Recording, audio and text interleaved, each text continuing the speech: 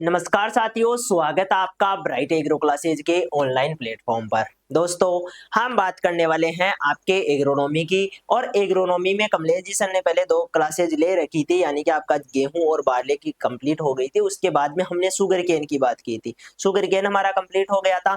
अब क्रॉप्स में हम क्या बात करने वाले हैं, तो आज जो आपका ब्रेसिका है, यानी कि सरसों, रेपसीड जिसको हम कह देते हैं, मस्टर्ड कह देते हैं, उनकी हम बातें करने वाले हैं। कौन-कौन सी जो है आपको सरसों देखने को मिलती है, कितना उसमें तेल होता है, साथ में जो बेसिक चीज़ें हैं, कौन-कौन से रोग लगते हैं, कौन-कौन से कीट लगते हैं, ठीक है? और जो सरसों का महत्व है, उसकी जो जलवायु है, उसके लिए जो टेम्परेचर है, इन सब की हम चर्चा करने वाले हैं। हाँ, सभी को गुड इवनिंग और सभी को राम-राम।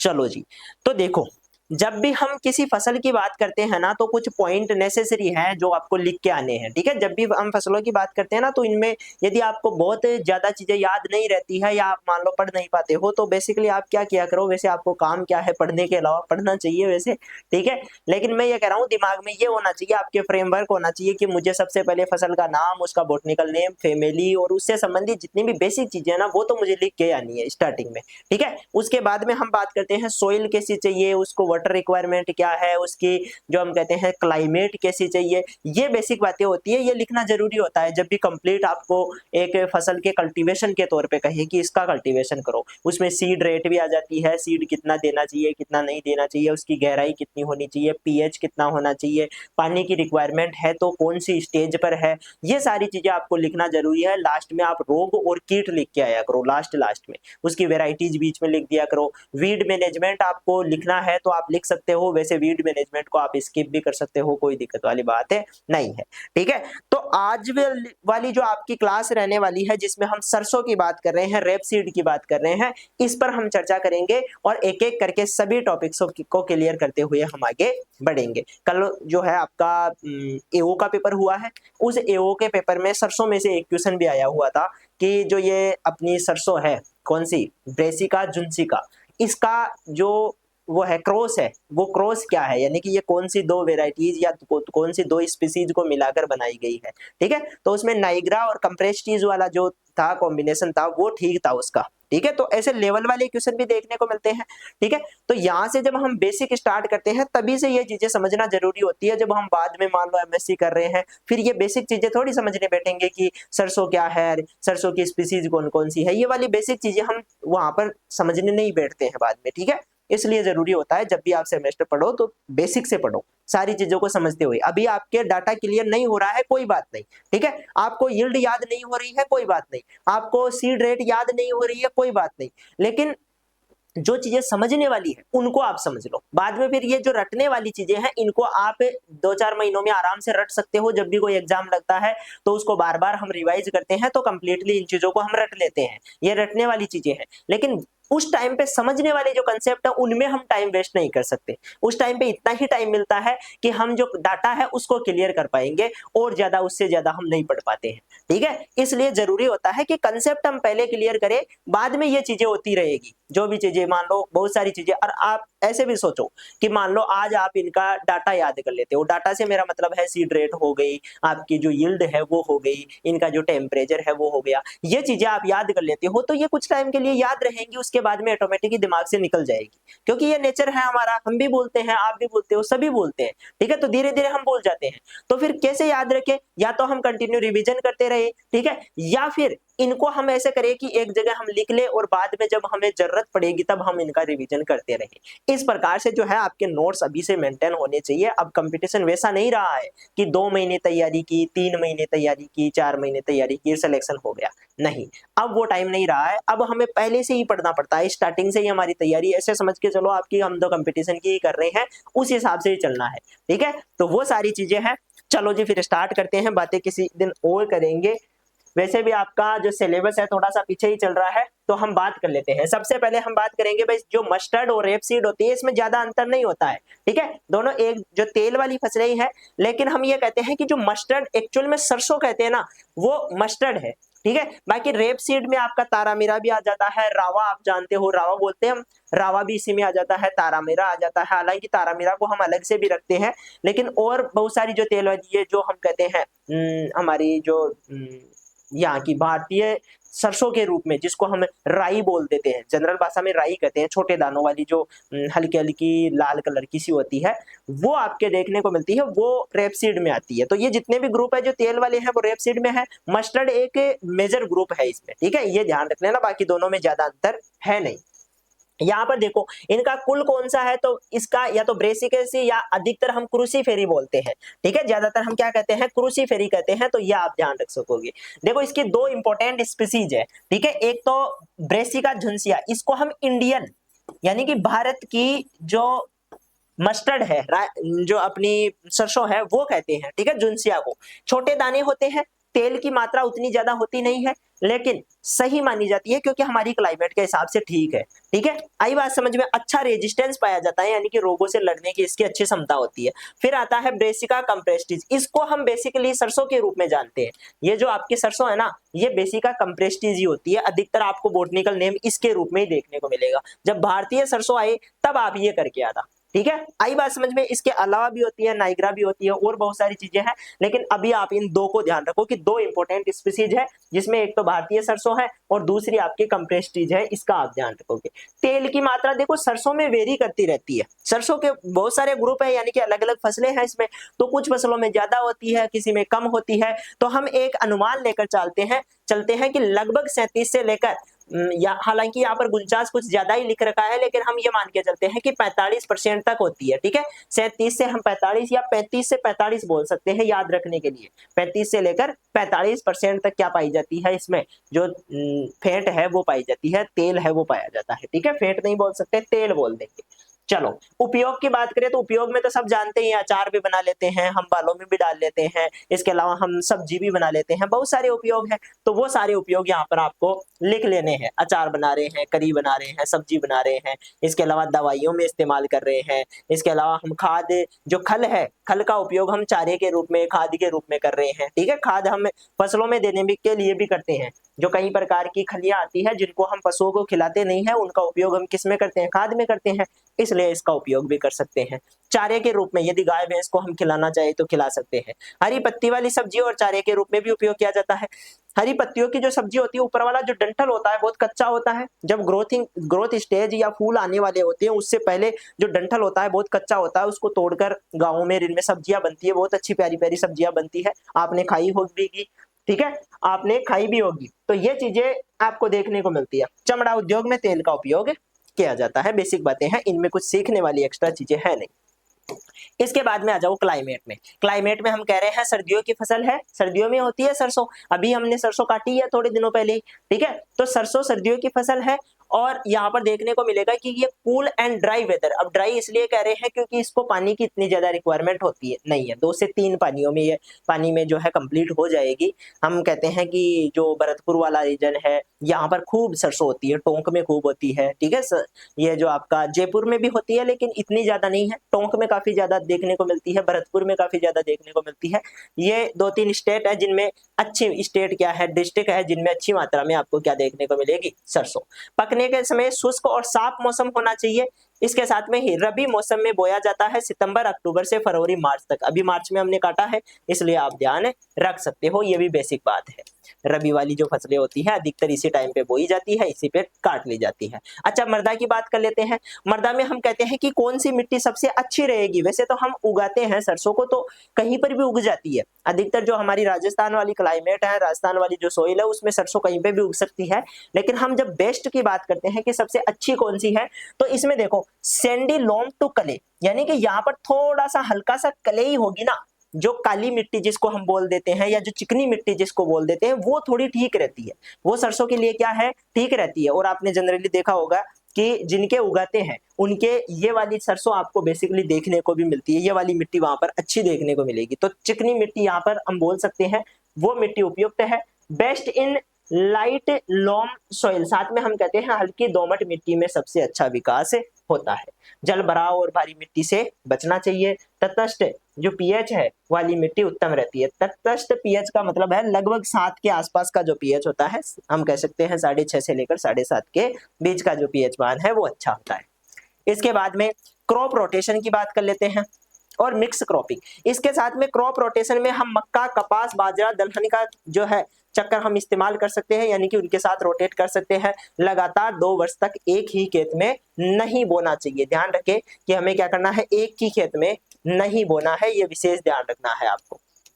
इसके साथ में हम कहते हैं खेती की तैयारी, खेत की तैयारी हमें करनी हो तो वही क्या करना है, हल निकालने होते हैं। भाई खेत की तैयारी कैसे करते हैं, तो बेसिकली हम कहते हैं भाई इसमें जुताई करनी पड़ेगी, ठीक है। तो पहले हम एक बार प्लाऊ निकाल लेते हैं, 2-3 बार हल निकालते हैं, उसके बाद में तैयारी हो जाती है। जैसा कि हम देखते ही हैं, अच्छे बुरबुरे बीज बेड जो सीड बेड होते हैं वो तैयार किए जाते हैं। मिट्टी की बनावट आवश्यक है।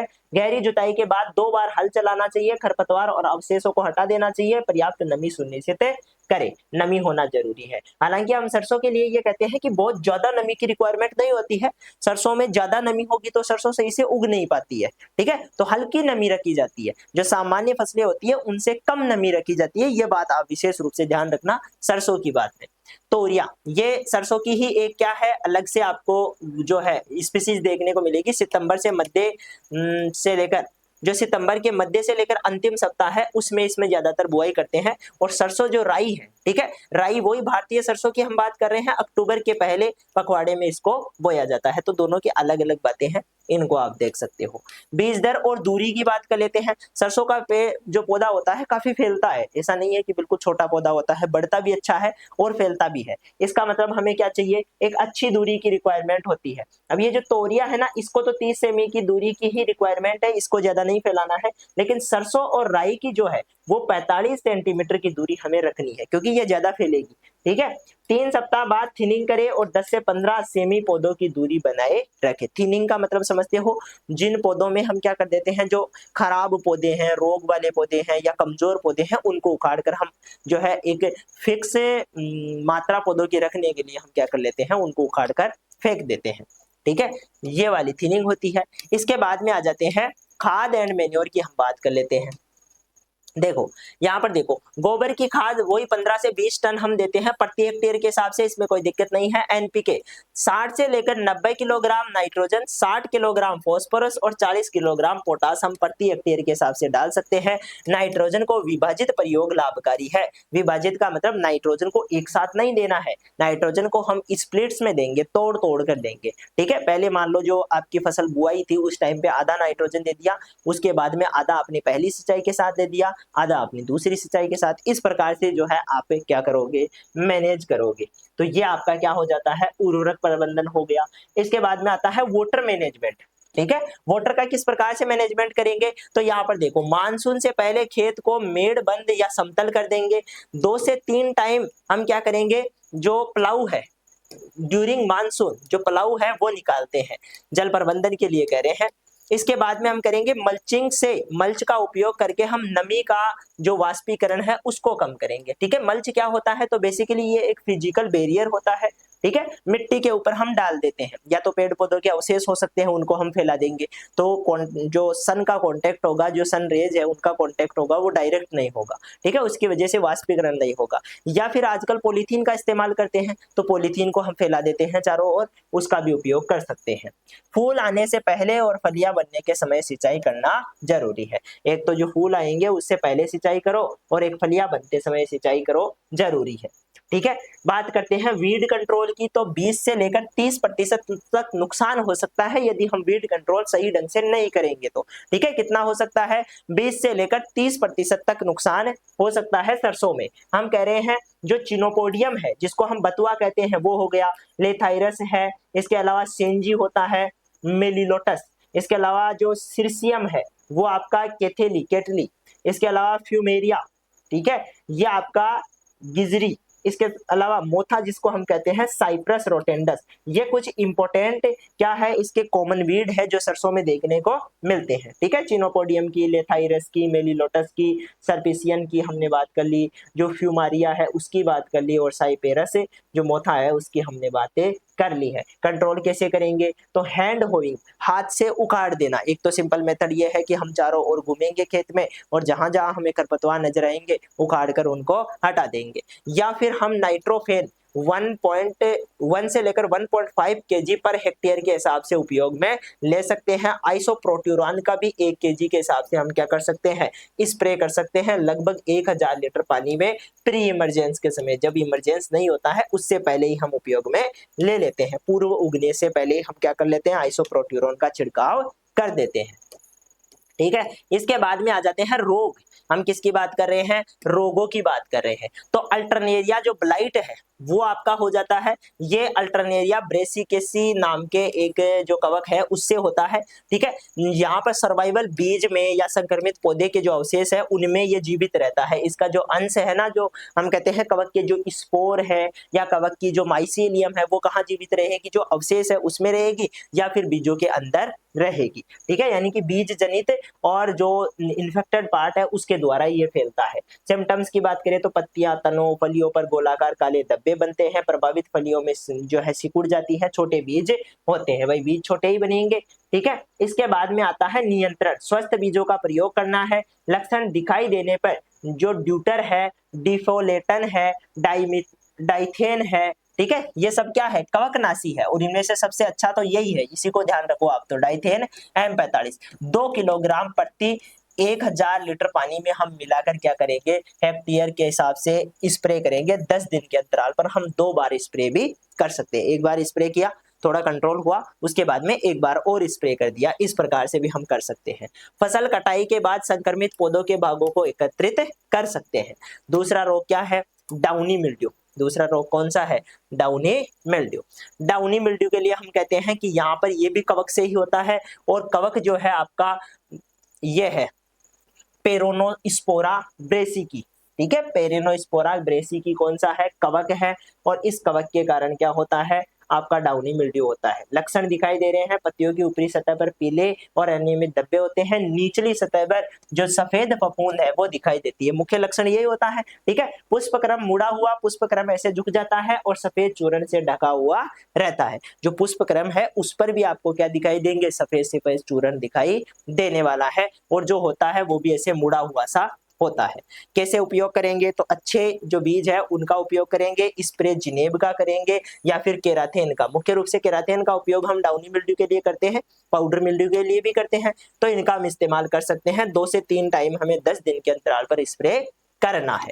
ठीक है, इसके बाद में व्हाइट ब्लिस्टर नाम का एक रोग और होता है, ये भी एल्बुगो कैंडिडाटा नामक कवक से होता है। ठीक है, पत्तियों, तनों और डंठल पुष्प भागों पर सफेद उभरे हुए फफोले जो फूट कर सफेद चूर्ण छोड़ते हैं, फूल विकृत और बंजर हो जाते हैं। ये आपके किसकी वजह से होता है, इसी ब्लिस्टर की वजह से होता है। कैसे रोकोगे, स्वच्छ अच्छे बीज प्रयोग करने हैं, वही जिनेब का इस्तेमाल करना है, क्योंकि ये भी कवक से होने वाला रोग है। जितने भी कवक से होने वाले रोग हैं उनमें हम कवकनाशी डालते हैं, और कवकनाशी 5-7 आप नाम याद कर लो अच्छे अच्छे, जैसे मैनकोजेब याद कर लो, डाइमिथोएट याद कर लो। ठीक है, वो डाइमिथोएट क्या, डाइथेन M45 याद कर लो। इसके अलावा आप याद कर लो, इनमें से जिनेब याद कर लो। ठीक है, ये याद कर लो, कैप्टान याद कर लो, इनसे ही आप काम कर सकते हो, कोई दिक्कत वाली बात नहीं है। खेत को खरपतवार रहित रखना है। ठीक है, खेत को क्या करना है, खरपतवारों से अलग रखना है। चलो आगे बात कर लेते हैं, जो मक्खी है, साफ्लाई है, उसकी हम बात कर लेते हैं। इंपोर्टेंट मक्खी है और बार बार ये फैलती है। ठीक है, इंपोर्टेंट कीट है, यह सरसों का प्रमुख कीट है। इसका वयस्क नारंगी रंग का काले सिर वाला होता है। यह अक्टूबर में आता है, नवंबर में अधिक सक्रिय रहता है और सर्दी शुरू होने से ही गायब हो जाता है। यानी कि अक्टूबर से नवंबर तक तो नुकसान पहुंचाता है, जैसे सर्दी आएगी फिर नुकसान नहीं पहुंचाएगा, भग जाएगा। तो ये छोटे पौधों को ही नुकसान पहुंचाता है। 5 से लेकर 10% तक हम जो BHC का मतलब क्या हो गया, बेंजीन हेक्साक्लोराइड, बेंजीन हेक्साक्लोराइड का 20 से लेकर 25 केजी प्रति हेक्टेयर के हिसाब से हम उपयोग कर सकते हैं। हालांकि ये जो इंसेक्टिसाइड है ये प्रतिबंधित है। प्रतिबंधित का मतलब होता है कि ये रेस्ट्रिक्टेड किया गया है, इतना ज्यादा इसका यूज होता नहीं है। सरकार इसको बैकड्रॉ करती है, इसको इतना ज्यादा यूज में लेने नहीं देती है, क्योंकि हानिकारक प्रभाव होते हैं इसलिए। सरसों, माहू जिसको हम एफिड कहते हैं उसकी हम बात कर लेते हैं। शिशु वैक्स पत्तियों, तनों, फूलों, फलियों से रस चूसते हैं। देखा होगा आपने जब लास्ट सीजन चल रहा होता है यानी कि एंड के टाइम पे यदि सरसों थोड़ी सी आपने लेट बोई है तो इसका प्रभाव सबसे ज्यादा देखने को मिलता है लेट सरसों में। ठीक है, पहली बात तो जो कच्ची सरसों होती है बिल्कुल कच्ची है उस पे जाकर ये सबसे ज्यादा अटैक करेंगे, पकने के बाद में इतना नहीं करेंगे। कच्ची सरसों पर पत्तियों पे, डंठल पे सबसे ज्यादा जो ऊपर वाला इन्फ्लोरोसेंस होता है जहां पर फूल आ रहे होते हैं और ग्रोथ होती रहती है तो वहां पर सबसे ज्यादा ये अटैक करते हैं। ठीक है, वहां पर तो चिपके रहते हैं बहुत ज्यादा संख्या में। ये लगभग 2 mm लंबे हरे रंग के कीट होते हैं। अंडा व बादली मौसम में इनके प्रसार को बढ़ाता है। ठंडा व बादली मौसम में इनके प्रसार को क्या करेगा, क्योंकि धूप गिरेगी ना उस दिन तो ये मर जाते हैं। ठीक है, हवा चलेगी उस दिन भी ये इधर उधर गिर जाएंगे, मर जाएंगे। लेकिन जिस दिन बादल वाला मौसम रहेगा, इनके लिए सुहावना मौसम रहेगा, फिर ये फ्लाई करते हैं, फिर ये उड़ते हैं और पीले कपड़ों को देखकर तो ऐसे चिपकते हैं जैसे सरसों ही मिल गई हो इनको। तो पीली कोई भी चीज होती है ना उसके आसपास में बहुत ज्यादा आकर जमा हो जाते हैं। ये आपने बेसिकली देखा भी होगा, आसपास में हम देखते ही हैं। ठीक है, समय से पहले बुआई करने से बचाव करे, समय से पहले बुआई नहीं करना है। ठीक है, इसके अलावा टाइम पे बुआई करना है। कुल मिलाकर जो डाइमेक्रोन है 100 से लेकर 250 जो मिलीग्राम पर हेक्टेयर के हिसाब से हम यूज कर सकते हैं। मेटा स्टॉक्स का भी हम इस्तेमाल कर सकते हैं पर हेक्टेयर के हिसाब से। एक रोगोर, ये रोगोर भी अच्छी दवाई है, इसका भी उपयोग करते हैं। 30 cc के हिसाब से 1 लीटर पर हेक्टेयर में 1000 लीटर में पानी में मिलाकर हम छिड़काव कर देंगे। बाकी इमिडाक्लोरोपिड आप ध्यान रख सकते हो, वो भी इस्तेमाल किया जाता है। पेंटेड बग, चित्रित जो कीट है इसकी हम बात कर लेते हैं। ये जो पेंटेड बग है ना, शिशु और वैक्स पत्तियों और कमल, इनके है ना नाम ये हिंदी वाले याद मत रखना, पेंटेड बग ही याद रखना इंग्लिश में। ठीक है, ये ठीक रहता है, ये पता नहीं क्या क्या आ जाते हैं, इनसे अच्छा तो आप इनको पढ़ना ही मत, दिमाग ही मन लगाना इनमें। ठीक है, शिशु और वैक्स पत्तियों और कोमल तनों से रस चूसते हैं जिसमें पौधे की वृद्धि रुकती है और पत्तियां पीली पड़ जाती है। बात समझ में आई क्या? ये आपके ध्यान रखने वाली बातें हैं। ठीक, फिर हमने मेलाथियान का इसमें स्प्रे करेंगे, कीटों को रोकना है तो मेलाथियान का हम स्प्रे कर सकते हैं। फिर आ जाता है आपका हेरी कैटरपिलर। ठीक है, रेड हेरी कैटरपिलर इसको बेसिकली हम कहते हैं, लेकिन जिस रीजन का होता है उस हिसाब से, तो बिहार में ज्यादा होता होगा इसलिए बिहार का बोल दिया। बाकी हम कहते हैं कि हेरी कैटरपिलर होता है जिसको हम सिंपल भाषा में कातरा बोल देते हैं, वो होता है। नवजात सुंडियां पत्तियों के नीचे झुंड में रहती है, ऊपरी सतह को खुरचती है और बड़ी होकर अकेले में भोजन करती है। ठीक है, एंडोसल्फान 25-35 EC का हम इस्तेमाल कर सकते हैं इनको रोकने के लिए भी। केबेज बटरफ्लाई भी होती है। ठीक है, इसको भी आप क्या कर सकते हो, मेलाथियान 25 EC का इस्तेमाल करके रोक सकते हो। ये आपके क्या हो जाते हैं, कीट इसमें कंप्लीट हो जाते हैं। रोग भी हमने कंप्लीट कर लिया। इसमें एक चीज रह गई है, वो मैं ऐड करवा दूंगा। किसमें रह गई है, इसमें क्या रहा है दोस्तों, किसमें रह गई है। ठीक है, तो किस्में मैं ऐड करवा दूंगा इसमें, वो आपको सभी को ध्यान हो जाएगी। ठीक है, पढ़ लेना, किस्मों को बेसिकली रटना होता है, उनमें समझने वाली कुछ बातें होती नहीं है। ठीक है, तो किस्मों को मैं क्या करवा दूंगा, ऐड करवा दूंगा। वहां से आप ऐप से जब इसको देखोगे PDF में तो आपको वहां पर मिल जाएगी। ठीक है, तो ये आपकी ब्रेसिका की थी जिसकी हमने बातें की है, सारी बातें इसमें हो गई है। अब हम मिलेंगे नेक्स्ट क्लास में, तब तक के लिए धन्यवाद।